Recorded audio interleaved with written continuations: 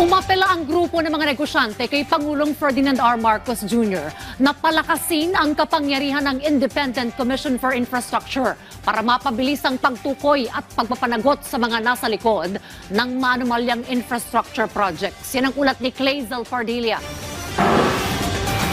Sira na ang 5 sa 20 makina ng laundry shop na ito sa Barangay 522 sa lungsod ng Maynila na ilang beses nang lumubog sa baha. Pero hindi lang yan ang perwisyong hatid ng baha. Malaking gastos din po. Unang-una po yung sahod sa tao.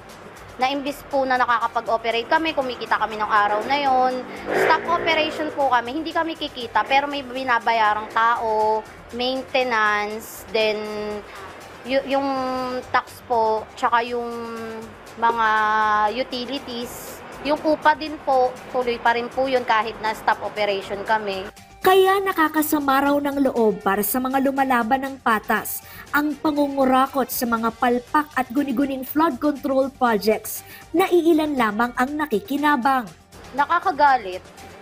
Kasi unang-una, lahat tayo nagtatrabaho nagpapakahirap magtrabaho tapos kinakaltasan ng buwis. Hindi siya napupunta dun sa dapat niyang puntahan. Apela ng higit 30 grupo ng mga negosyante kay Pangulong Ferdinand R. Marcos Jr.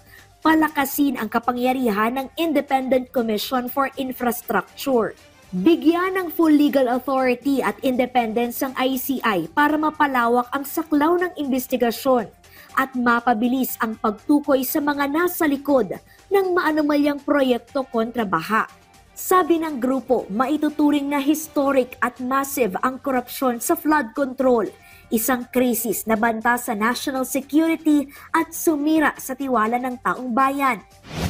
Pagtitiyak ng Malacanang, tinututukang mabuti ng ICI ang paghabol sa mga sangkot sa katiwalian. Sa ngayon, hindi pa raw kinakailangan baguhin o dagdagan ang mandato ng komisyon. Kung may igaganda pa, hindi naman po ito sasarahan ng pinto ng Pangulo. Pero sa ngayon po, sa nakikita po natin, maganda po ang itinatakbo ng pag-iimbestiga ng ICI. Nararamdaman po ng Pangulo at ng administrasyon ang mga nararamdaman ng mga businessmen. Kaya po patuloy ang ginagawang pag-iimbestiga at patuloy ang pagpapabilis ng aksyon para po mapanagot ang dapat na mapanagot.